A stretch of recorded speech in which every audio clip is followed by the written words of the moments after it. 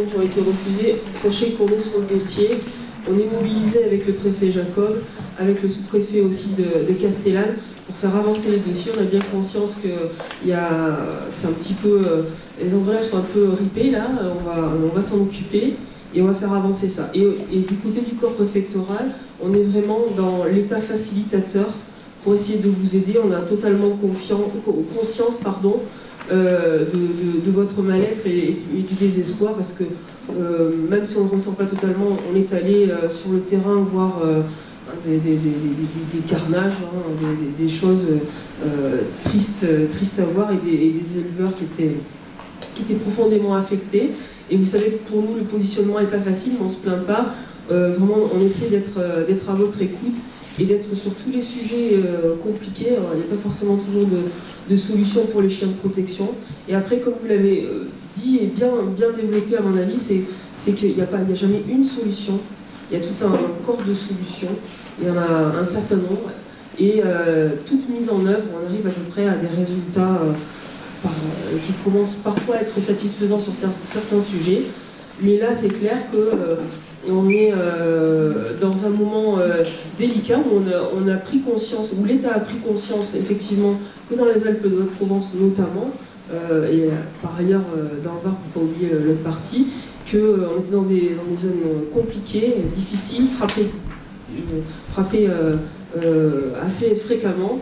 Et donc on est sur le terrain et on n'est vraiment pas, en tout cas, j'aimerais que vous en soyez convaincus, dans le côté fonctionnaire borné à pas comprendre. On essaie vraiment, dès qu'en haut on nous donne la possibilité et les marges de manœuvre pour aider et pour faciliter, croyez bien qu'on les met en œuvre tous les jours pour vous aider.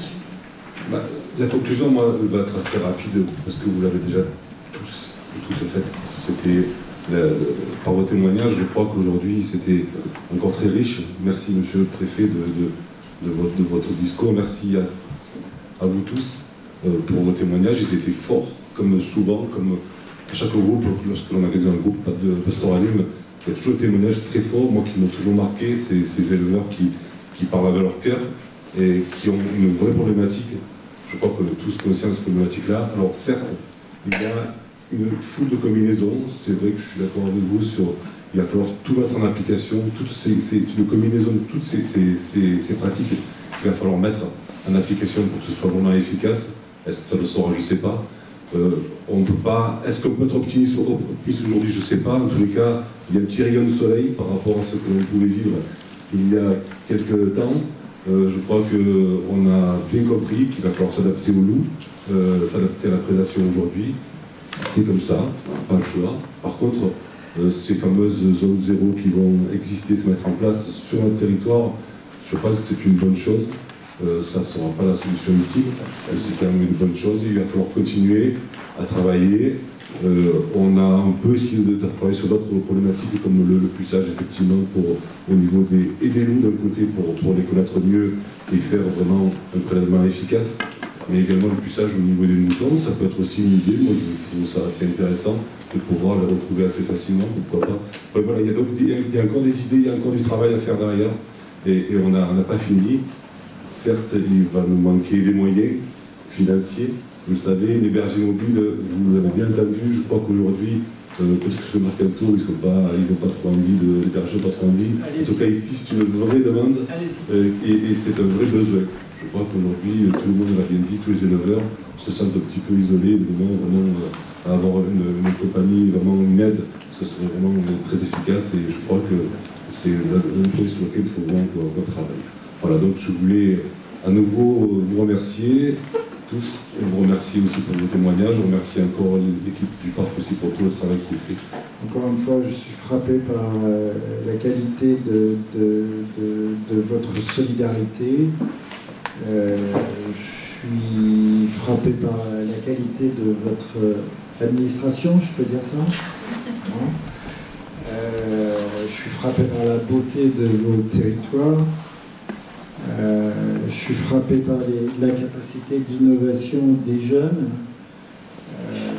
éleveurs. Je suis frappé par la capacité d'innovation que les uns et les autres mettent. Je suis frappé par, très bien dit par votre vice-président par la franchise, par cette qualité montagnarde, c'est-à-dire qu'on ne tourne pas autour du pot et quand on a un truc à dire, on le dit, par l'expression de vos difficultés. C'est vrai que le loup a foncièrement modifié votre façon de travailler, d'exister, que je comprends que vous ne soyez pas content. Pour vous dire le contraire, hein. Qu'effectivement, je pense qu'il y a une prise de conscience de vos difficultés. Vous allez me dire, elle vient tardivement. Elle vient de façon forte.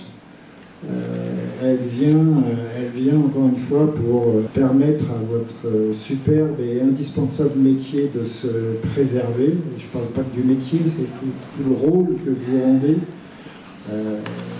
Vous êtes quelque part des représentants de l'intérêt général. On est face à des conflits d'usage, on est face à des difficultés, on est face à l'individualisme, on est face aux égoïsmes, on est face au fait qu'être éleveur c'est de moins en moins rentable et qu'il y a de plus en plus de choses à faire. C'est plus un seul métier, c'est 4 ou 5 métiers différents, c'est s'occuper des chiens, c'est s'occuper des parcs électriques, c'est de porter des parcs, c'est de les changer, c'est de se tenir au courant des modifications. Tout ça, c'est vrai.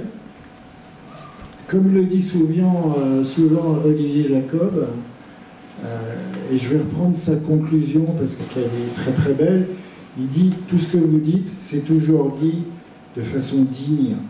Ce que je trouve extraordinaire, c'est que vous râlez, voilà, vous avez raison. De toute façon, si vous ne le faites pas, il y en a d'autres qui le feront et qui râleront plus fort que vous, donc c'est bien que vous vous exprimiez. Vous avez été entendu, mais ce que je trouve, c'est que tout ça est toujours constructif, tout ça est toujours positif. Et comme Karine vient de le dire, en plus vous ne la reverrez pas très souvent, Karine, parce que vous avez la provocation à labourer les terres de l'arrondissement de Castellane. Mais on essaye d'être là pour vous aider et on essaye d'être là pour seconder ce que vous faites. Et encore une fois, que vous faites très bien. Votre président veut faire de l'Interpark. Je ne peux que l'encourager à le faire. Et c'est souvent, vous savez, dans les tréfonds de sa solidarité et de sa volonté que l'âme humaine trouve le plus à s'exprimer. Voilà, moi je voulais vous remercier encore une fois de votre accueil, remercier les élus, remercier Madame Barret d'être là, et vous remercier de votre franchise et de votre courage.